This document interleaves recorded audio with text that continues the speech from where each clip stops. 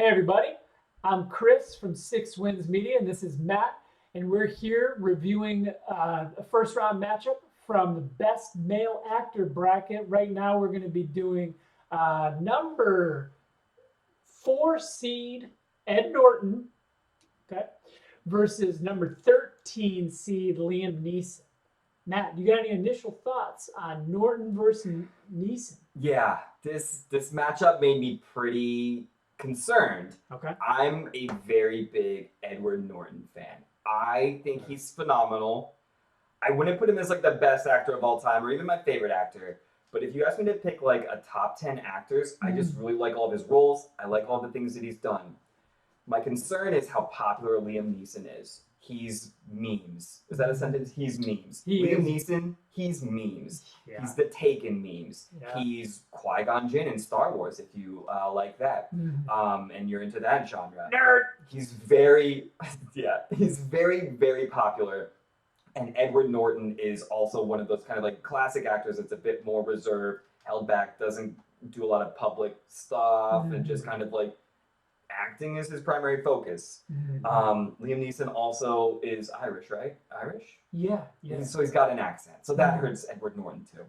But let me just go through Edward Norton movies.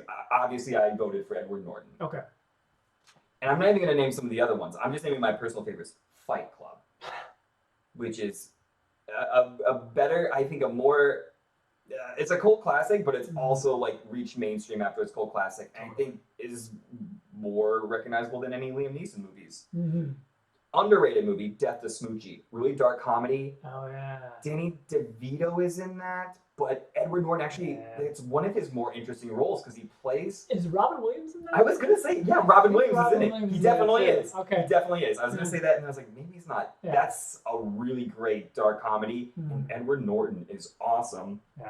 He's in The Illusionist, which is, for most people, the not as good version of The Prestige by Christopher Nolan, which had like Hugh Jackman and I think Christian Bale were both in that one. But The Illusionist is also... All of which on the bracket, by the way. The Illusionist is also a very good magic movie, underrated. It's just every bit as good as The Prestige. He was the Incredible Hulk before whatever that guy's name is that does it now. Eric Bana, who you will not see. The rapper? Mark Ruffalo. Yeah. But didn't Eric Bana do it? Oh, yeah. Well, that was the original Hulk. Wait. Well, Lou Ferrigno was the original. Oh, yeah. Yeah, you're right. Ferrigno! We did get a guy. Whatever happened to him? I don't know. It was Lou Ferrig. Then I think Eric Bana. Yeah. I remember seeing that in theaters in high school when I was stoned to the bone, and it was awesome. You're right. Yeah. That's so weird because the Hulk's name is Bruce Banner, and I thought you were like mixing up Bruce Banner with like a rapper David Banner, and I was like, this got sidetracked. I don't want to turn this into a rap thing, but David Banner's the worst rapper I've ever heard. He's worse than Tony Ayo and Bizarre of D12. Keep going. Okay, so I'll wrap up. Yeah, I don't want to have this go too much into like Hulk territory because that's definitely not Edward Norton's best role. Right. But he's also been in a couple of the Wes Anderson movies. If you're into like those like really quirky indies like Moonrise Kingdom and Grand Budapest Hotel, Edward Norton is five times. I'm not gonna say it 3 more times. The actor that Liam Neeson is, and I voted Edward Norton. If you feel Liam Neeson, I understand. But what were your thoughts, and why are you wrong? No, I'm just kidding. So, it's close. So, I probably know Liam Neeson best from Taken, as well as Taken 2, as well as Taken 3. But he was also in Ted in a super hilarious, like, small bit role where he's, like, uses his, like, Liam Neeson way, and he's like, I'm under the impression that tricks are exclusively for children. Is that true? Is he like a magician store owner? Yeah, I don't know.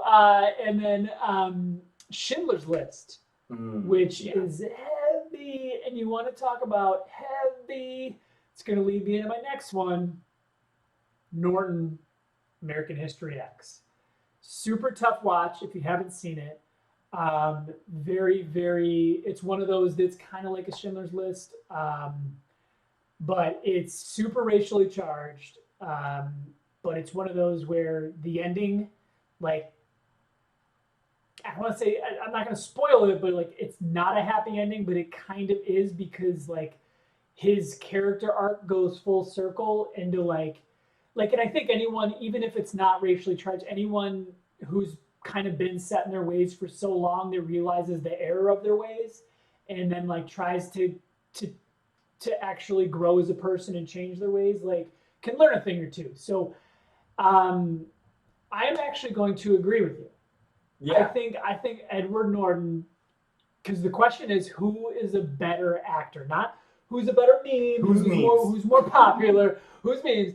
I think Edward Norton is a better actor. Teeth to the curb. You're taking Edward Norton. I'm taking Edward Norton. And what did our Twitter and Instagram followers vote as who is the better actor? Who's moving on to the next round to face Philip Seymour Hoffman?